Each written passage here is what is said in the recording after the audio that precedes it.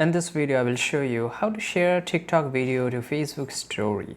Right, so this is here a TikTok video and how I can share. So the very first thing you will see the share icon.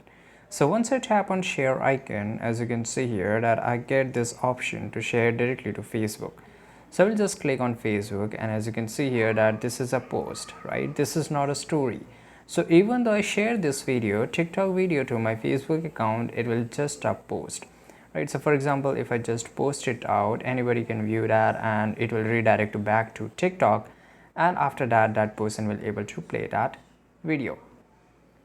Right, and the second option, that is if you want to directly put the video, that option you have is download this video and then just repost into that Facebook.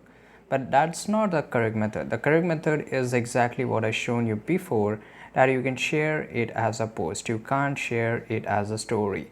If you want to share it as a story, you can only share it as a link, not a video.